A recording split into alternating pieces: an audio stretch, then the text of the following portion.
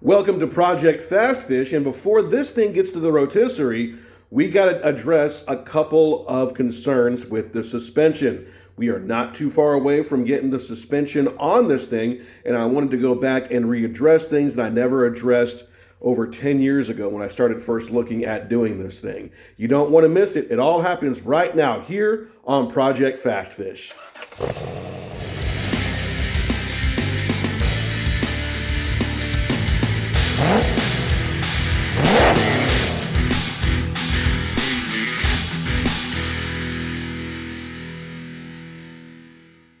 This is the current state of my upper control arms. Now, before the other day, they had a coat of SEM chassis black on them, and now they are painted back to a primer urethane or urethane primer black. But one thing did change besides the paint. Hey, that plate wasn't from the factory. How'd that get there, and why is it needed? Well, let's take a look at that in this segment.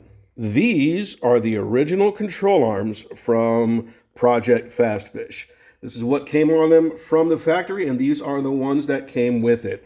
I even have the original upper control arms and all the steering components and such for the vehicle. It was still in great shape when we started to break it down, and nothing has really been lost to time. Now, while some of those parts are going to be refurbished or exchanged out for something a little different, I am going to reuse these. And there's a reason for that, and that reason is, well, cost. Now, the lower control arms, they did have, they were kind of weak. Compared to modern lower control arms, they are kind of weak in general, and that weakness stems from, well, the basic design. This isn't fully boxed in. It's kind of like a C channel, if you will. So the only places it's really held together is this bracket right here that holds also the bump stop, and of course the rivet in the front. And there's a secondary rivet somewhere down here that kind of holds everything else in. So other than that, there's not really much that's holding this thing in besides the rivet and, of course, this thing back here. So when you look at it, I'm going to flip this guy this way, right? There's really nothing supporting it here, as you can see. All right, so that means that when any kind of deflection happens or pressure is put on it from this end or that end, and it's caused to squeeze, these parts right here have nowhere to go but outward. One goes that way, this one goes that way. And that will eventually lead to problems, such as this right here, as I try to look at my fingers and hold the camera at the same time. All right, that's no bueno. We're going to have to fix that. When I originally pulled these off, I kind of let them sit for a little bit. And then when we were doing the work on the engine to rebuild it, when we were still at the old shop, I'll even play some pictures for you if I can find them on my computer. I went ahead and rebuilt these. Now, these are the original style rubber bushings, not the poly bushings. Why did I go with that at the time? Well, it came down to cost at the time. I wanted to get these rebuilt. I wasn't making a lot of money, so I decided to go with these because they were much cheaper. And quite frankly, they're going to stay in there. I have no reason to change these out right now, even though I am making some suspension upgrades. These are still brand spanking new. I believe these were Moog parts. And so they're still in great shape because they haven't been used yet. Once they wear down, then I'll change them out to some polys. But even the shaft itself was in great shape. I just need to go ahead and clean the threads here. And what I did was I went ahead and I never sandblasted these. I used the whole electrolysis thing where you put, a gallon of water and some baking soda, and then you run 12 volts through it, and it pulls all that rust out. And then you're kind of left with like this weird coating on there that could be wire wheeled away. And after I did all that and got these cleaned up, after it was completely stripped down, of course, I went ahead and coated this in SEM chassis black. So it's a good, strong, solid paint that's on there, as my original intent was to use all SEM for the suspension. That's fine. I'm going to go ahead and add something here in a few moments that'll cause me to need to repaint this. I'll just scuff it down, repaint it as needed, and there we go. All right. And of course, the other side looks just as good. Now, I did want to bring your attention to this right here. See how nice and tight this guy is? Somebody would say it's too tight, and that's fine. I could probably get some spray lubricant all up and down there. It's probably silicone, because silicone's a little bit better than some of the other stuff out there. Definitely not going to use white lithium grease, because white lithium grease attracts dirt and debris, and I don't want that. So silicone helps repel that debris, all right? But I'll probably just lube this up a little bit, and it's in good shape, but it still needs to be braced up here. This, on the other hand, is way too loose, and needs to be addressed. Now, to address the overall deflection, this way or this way, one can simply get one of these neat little plates, and I'll do it on this guy over here, from Mancini Racing. All right, these are nothing more than lower control arm box plates, and I'll leave a part number on the screen and in the description. I'll just leave it in the description. And basically what these do is these help, by welding them in, of course, help box the arm in, which helps with that deflection, again, going one way or the other way. Now, when you put these in, obviously these need to be clamped down. So I'll start, when I start working on it, I'll go ahead and clamp one side, get some tacks in, push it down, get some tacks in, push the other side down, get some tacks in, and then run a full bead as needed on each side. Obviously, I have to pull the paint off and all that good stuff. But one of the things you want to make certain with, and see if I can get this to focus in here, is you want to make sure there's enough room that when you do that, you can still access, say, the nut that goes into here to help that control arm move up and down. You see, there's a little nut and a bolt that goes here that controls how much general lift there is here, okay?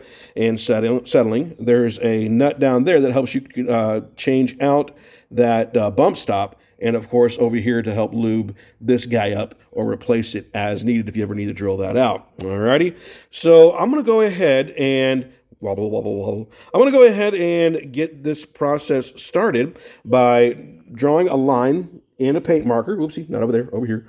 Drawing a paint marker line when this is nice and even, going ahead and removing the paint off of that side and this side, and wherever I will be welding onto, I'm going to go ahead and, on the back side of this, go ahead and give this a coat of epoxy primer, and then go ahead and weld this into place. And of course, I'll repaint this as needed. Here is the simple fix for the excessive movement of the, whatever this is called here. I'll make sure I put the term right here where my finger is at. But here's how you take care of that. It's a matter of simply using a clamp. And what we're doing is we're just squeezing the end here so that when we put in and box in our lower control arm, that gives this less wiggle room. Now, when you're using these clamps and you're judging, hey, is it too tight? Is it too loose? Make sure you are not touching the thing. Sorry about the focus there. Make sure you are not touching the thing, right? And right now, I would say this little bit of play there is probably acceptable, not knowing the numbers off the top of my head. And I could probably tighten this up just a hair, and I probably will here in just a few moments. But you don't want it so tight where this doesn't move on its own, and it takes a whole lot of movement. Again, right here, you don't want this to move a whole lot on its own. So a little bit of movement's okay. And it would actually be really helpful too, as I experienced on that arm over there. Hey, that looks pretty good, doesn't it? Make sure that you go ahead and just kind of do a loose clamp as well up in the front, kind of keep it firm. That way, as you're welding and that it's heating, you're not twisting here as it's doing its whole heating and cooling thing and making this looser, creating this to be loose as well. But I'm going to go ahead and tighten that up and get this thing welded, or at least spot welded, and let you guys see how the process works there. I'm not going to do that live because I don't have my camera on me. I'm just using my phone here. But I'm going to just go ahead and run a couple tacks where needed, let you guys see that, and then go ahead and get it all into place. Here we go. We have everything tacked into place there. Still got the ground on there. I'm going to use that in a minute. But I did want to bring focus over here. Notice that this is still movable by hand, and there's not a lot of movement there. So we are definitely, there's a little bit. You can see it mirror as I'm shaking it back and forth there. Let me see if I can keep the camera from moving there. Let me focus in on that. That will for me. Focus. There it goes.